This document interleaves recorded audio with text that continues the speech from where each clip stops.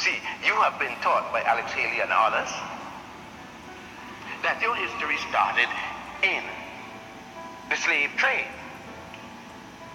But they don't even tell you how the slave trade started. They blame you for enslaving yourself. They say your ancestors sold you out.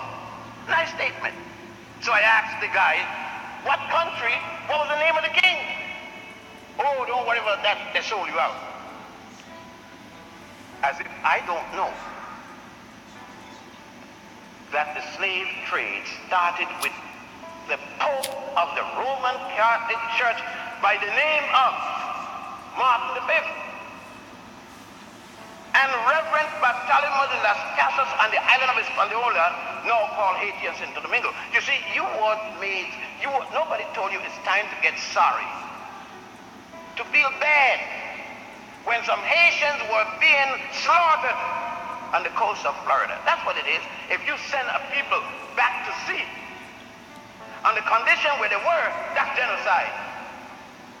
But you see, you didn't feel anything because you weren't taught to realize that the Haitians are your brothers and sisters, because you don't know that the first Africans to be brought in slavery was not taken from Africa, but from Spain and carried to Haiti, then called Hispaniola, in 1506, under the aegis of the Pope of the Roman Church and Bartolomé de las Casas.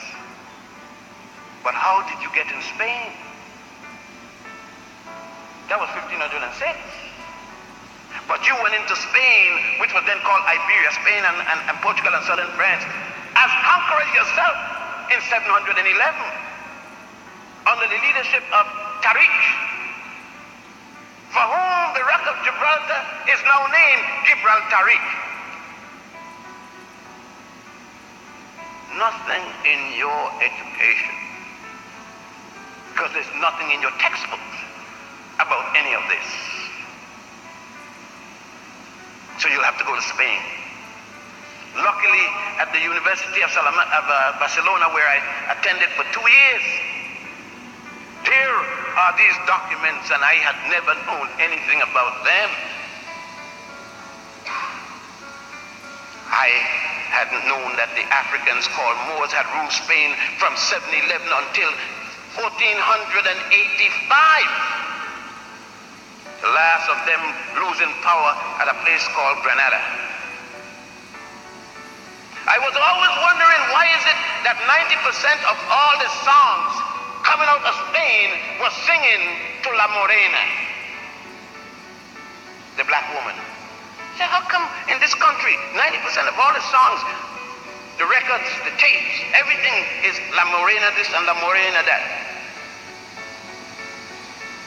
It is when I went there I found out La Morena raised hell in Spain. Even the paper you write on shows your heritage and your history. It was in Egypt, Ethiopia and Sudan that the first papyrus paper was created, not rice paper in China.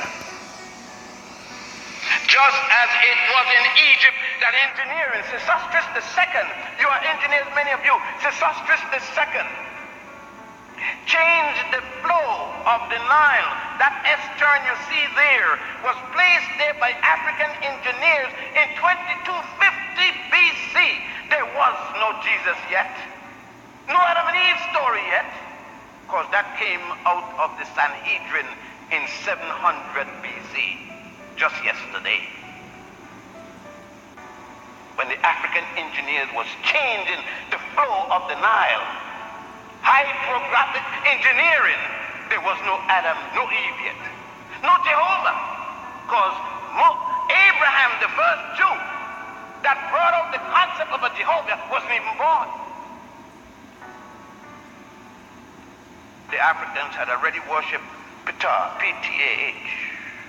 Amin-Ra. You still say Amen at the end of each prayer, and they told you it means so be it. That's a lie.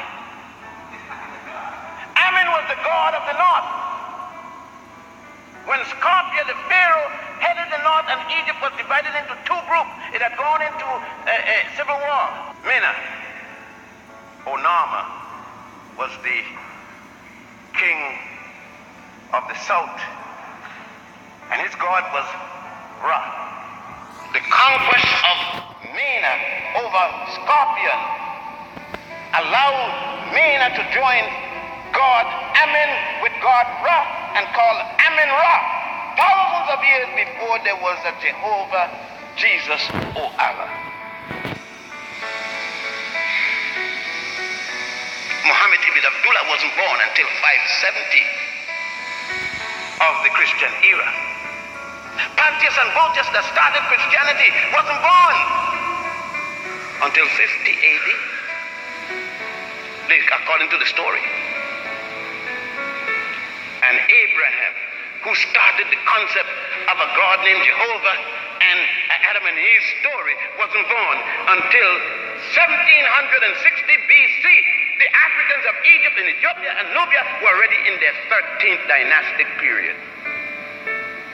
No different than the lie they told us that the Jews built the pyramids. Which one? The little one in the bathtub? There are 72 pyramids throughout Egypt. The first one was designed, engineered, and built by the multi-genius, first one known in the world, Imhotep. That was the third dynasty. The last one was the sixth dynasty, and the first Jew wasn't born until the 13th dynasty. You can't build a pyramid before you're born. If you kill one European Jew in Ushkush, because he's Jewish, the whole white Jewish community getting armed. But if you kill umpteen blacks, I am not supposed to say anything, otherwise I'm being racist. You see, they didn't tell you that there are black people who are Jews. So you say blacks and Jews are going to have a conference. Couldn't be blacks Jews too? Oh, you never heard of the Falashas, the Ethiopian Jews? I'm one. I know that I don't look Jewish, but they don't look Jewish to me either. They are called the Falashas, but you didn't hear anyone saying anything in America when the Italian fascists were exterminating the Falashas. Nobody said anything. And it was the forerunner to what Hitler was to come and do next. But there was no rallying cry about my people. We were 5 million when Hitler arrived, Mussolini arrived. With the help of the Pope, Pius the 11th, I think it was. When the Italians left, we were 50,000. But no cry. Isn't it strange that when you write and when you are taught, you hear only about a Holocaust? One. What happened to your Holocaust that's still going on? What happened to the 50 million Africans, your brothers and sisters, that were murdered in Munamatapa, now called South Africa, under Cecil John Rhodes? Do you know that black folks take scholarship in honor of John Rhodes, Cecil John Rhodes? Because you don't know. Nobody told you who Rhodes was. Rhodes make Hitler look like a playboy. You don't know about the Holocaust with Frederick Lugard and Dr. Jameson in what is today called Nigeria, with Goldie and others when they took over the colony.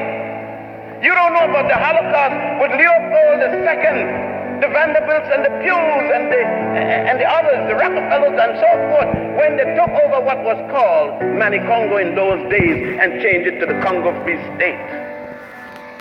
How many millions? 22 million were exterminated. African women pregnant were placed in the middle of roads, and 3 limbs put to both arms,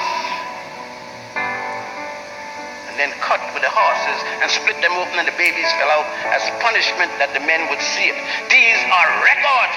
They themselves wrote, not realizing that Africans will come later to revenge these causes. But that isn't mentioned as Holocaust in any of your textbooks, because it was only Africans being exterminated. I don't expect enemies to say this, but I do expect that when you write and when you do your research, that you use the appropriate term, genocide, Holocaust, wherever it applies.